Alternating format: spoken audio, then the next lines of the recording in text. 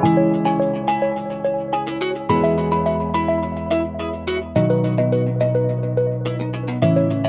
morning children, this is Vijay, biology lecturer from Ailaba Junior College. So as we are discussing the NEET series in detail, so in that category first we are going to discuss about the NEET Biology Unit 1 Living World. This particular lesson we have explained in detail. These videos are there, the previous videos you can see. And today we are going to discuss most important points and concepts which are related to this living world in detail. Let's start. When we are discussing about this adaptation, there are two major categories just now we have discussed. Temporary adaptation or the permanent adaptation. Okay. And there are one more properties of living organism that is said to be regeneration. Okay.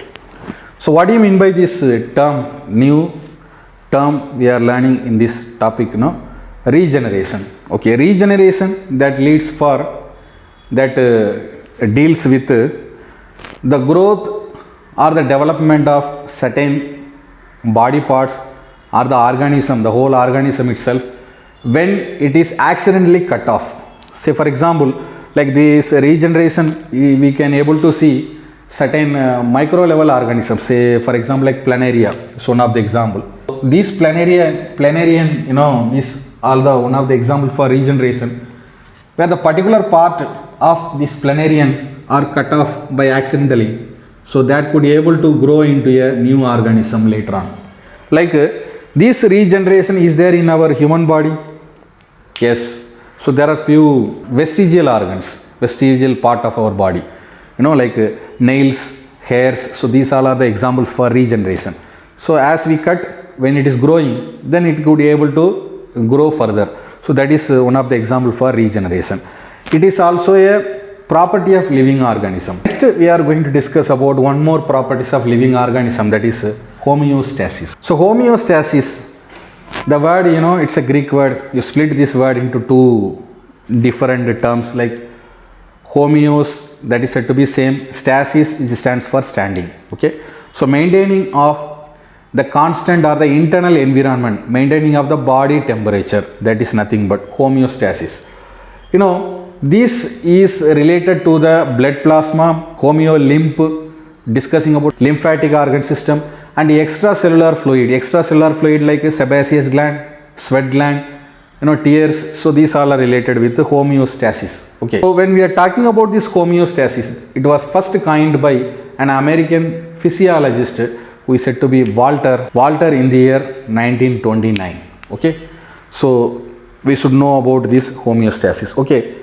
This is maintaining of the internal body temperature and also internal environment, like steady state of blood plasma, homeolymph, extracellular fluids present in our living organs or the body. Okay, so that is about this homeostasis.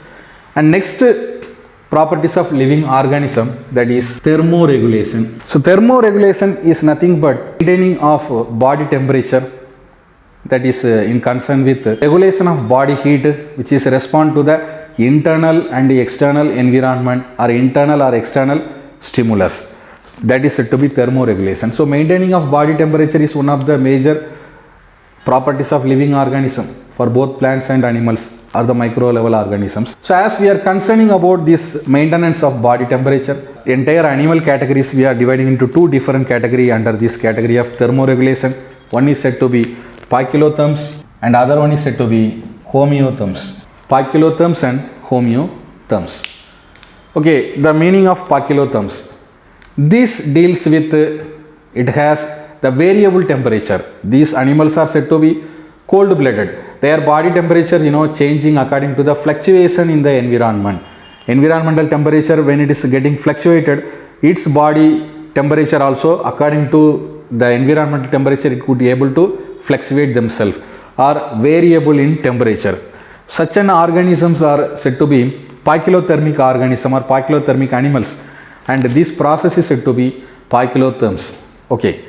Now when we are talking about this homeotherms are having the standard temperature or the same temperature that could be able to maintain according to the external environment. Whether the external environment started to fluctuate itself, like it may rise or it may down, no problem. It is not concerned with this homeotherms. they could maintain the same temperature of its own body. Like homeothermic example, best example for the homeothermics are ourselves, mammals, human beings, birds and fishes like phylum Pisces, we will discuss in detail. So these all are the few examples for homeotherms, whereas when we are talking about this poikilotherms, reptiles are the best example, and they are said to be cold-blooded animals, and these homeotherms are said to be warm-blooded animals. So these are the two different categories. Next, one more properties of living organism, that is said to be irritability. The meaning of irritability, that is related to responding to the abiotic factors. There are two different categories, biotic and abiotic factors. Biotic factors are living organism, plants, animals, and human beings or microorganisms. Abiotic factors, there are few factors in the environment like sunlight, water, air, sand, soil, habitat where the living organisms survive. So these are said to be the abiotic factors and biotic factors. Okay, so when we are talking about this irritability, how the living organism respond according to the abiotic factors. Say for example, external stimuli are the abiotic factors.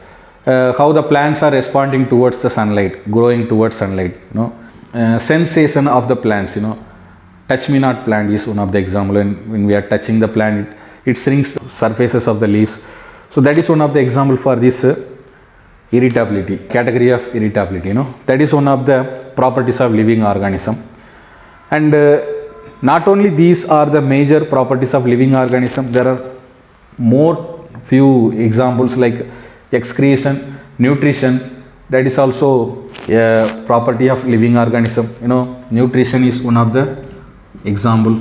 Under this category of nutrition, how the organism they engulf the food, or how the organism intake the food. There are different mode of nutrition we will discuss in detail, like photosynthesis, like autotrophic nutrition, and heterotrophic nutrition, which is depending for others. Again in the phototrophic, there are one more category like chemoautotrophic. Chemoautotrophic, which are depending for the chemical, related to the chemical substances. Heterotrophic nutrition, this kind of nutrition, the organism depending for other organism or other living beings for the survival of life, in case of mode of nutrition. Again, saprophytic nutrition, where we are discussing about the organism, they could obtain the food from the dead and debris. So that is one of the example for saprophytic type of or saprophytic mode of nutrition. And so these all are the few examples of the mode of nutrition we can see in the living organism. So this is also said to be the property of living organism. And next, excretion. When we are talking about this excretion is nothing but removing of toxic substances from the living body, living organism. And these toxic substances could be released from the living organism by different organ systems. There are different organs which are involving for this: nephridia, kidney, bladder. Micro level organism, small level organism, nephridia is one of the example. Like in some of the invertebrates, we will discuss about this.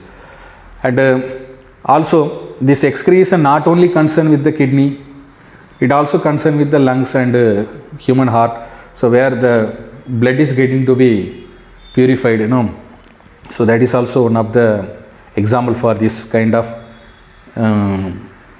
property of living organism. So these are the few properties of living organism. So these all are very, very important, like growth, irritability, adaptation, nutrition, development, excretion, reproduction, regeneration, homeostasis, and thermoregulation.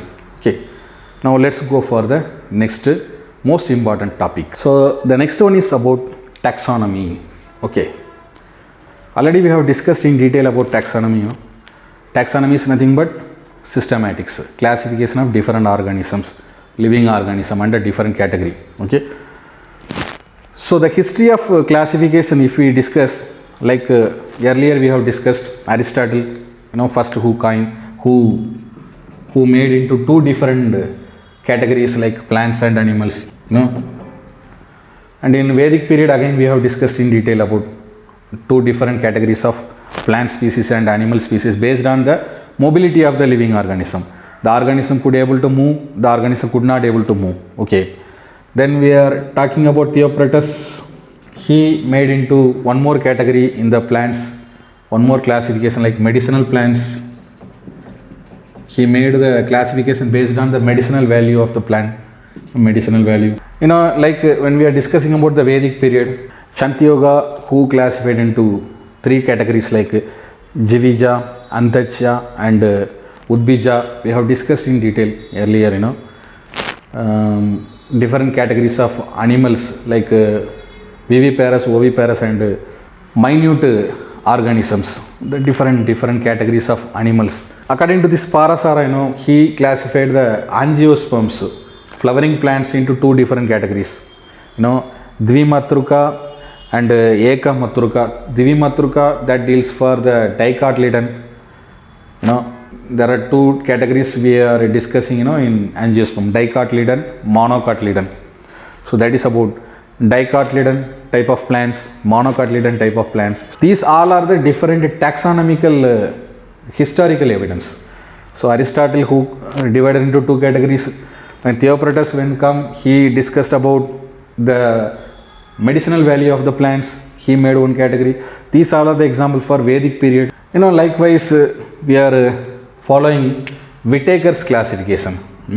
Whitaker classification includes 5 kingdom classification. Monera, Protista, discussing about algae, plants, animals in detail. That is 5 kingdom classification. So these are the examples for this taxonomic system, or the classification of different organisms based on their morphological feature, based on their mode of nutrition. So these all are the few examples. Okay. When we are talking about binomial system of nomenclature. So binomial system of nomenclature, this entire credit goes to Carolus Linnaeus in the year 1753. Okay. So according to this, the organisms are classified by coined with 2 major terms: naming of organism, and we are coining with 2 major terms.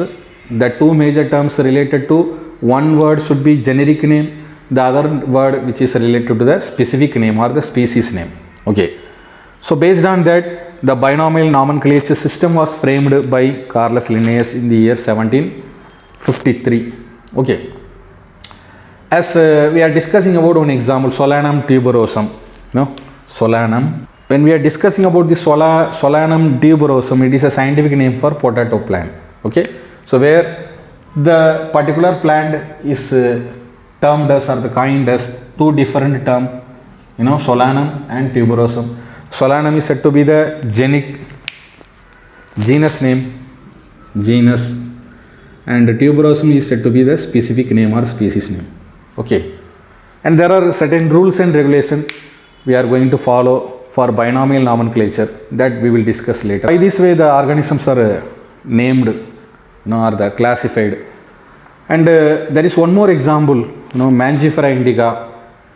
In some cases, the binomial nomenclature that stands for the 2 words of this particular species, a plant or animal species, followed by the author who is responsible for the credit goes to.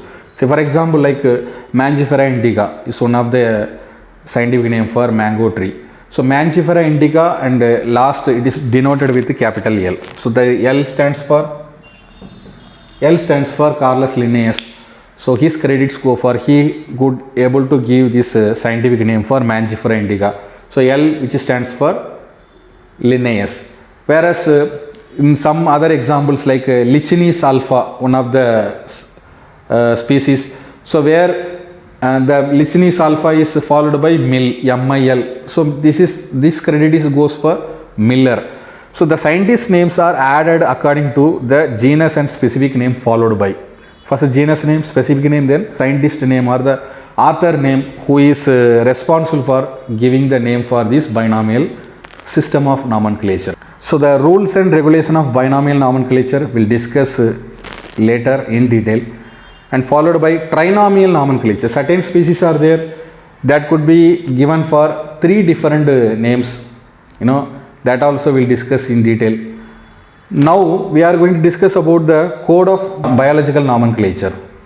So who is actually giving authorization for naming of the different plant species or the animal species? So there are certain organization, ICBN, ICZN, ICNB, ICVN, code of biological nomenclature. Here are few examples. Certain organization, they could able to authorize the naming of different plants or animal species, or the microorganism. ICBN is one of the organization. ICZN, ICNB, ICVN, ICNVP. So these are all of the different categories of code of biological nomenclature. Now let us see one by one. The abbreviation for ICBN. This stands for International Code for Botanical Nomenclature. So where this is the organization responsible for naming of different type of plants, related to plants. ICBN, International Code for Botanical Nomenclature. Whereas for animals, there are one more organization, ICZN, International Code for Zoological Nomenclature, is one of the example for animals. ICNB, this is related to International Code of Nomenclature of Bacteriology or bacteria. Naming of bacteria, different type of bacteria. So this organization is responsible for ICNB. Whereas ICVN, nowadays we are suffering with COVID virus. Now this naming of the new variant of different type of COVID viruses are named by ICVN, International Code for Viral or Virology Nomenclature we are discussing about. And next ICNVP. So this is related to the International Code of Nomenclature for Cultivated Plants. So that is one of the organization that deals with. Okay. So these all are the different code of biological nomenclature. As we are discussing about the different code of biological nomenclature, these all points are important. These abbreviations are important. ICBN, ICZN, ICNB, ICVN, ICNVP. Now we are going to discuss about different types of specification. What are the different terms we are using for specifying of different organisms under the category of nomenclature. First one is about holotype. So the holotype, the original type of the specimen which that describe the new species which are established. It is a original type of specimen that is established from the new species. That type of specification is called holotype. Next, isotype. This is what iso means similar, similar to same species. So this is one of the duplicate of the holotype. This is one of the duplicate of this holotypic specification. It is one of the branch of the same tree or particular species. Isotype. Next, lectotype. Okay. When we are talking about this lectotype, the specimen is selected from the original material and to serve as a nomenclature type. Like this is extracted or selected from the original type, and also it serves as a nomenclature type where there is no holotypic specification not there. And next we are talking about neotype and paratype.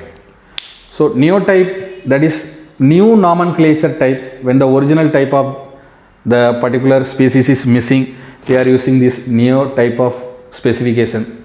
Paratype is any other specimen which are describing the holotype. So these are the different types of specification as we are discussing about the nomenclature, binomial nomenclature. Yes, so far we have discussed in detail about the most important concept and the most important terms which are related to Unit 1 Living World in detail. So this video we will continue with one more topic related to this same unit with some more few important points and some more few important terms in detail. Until then, thank you guys.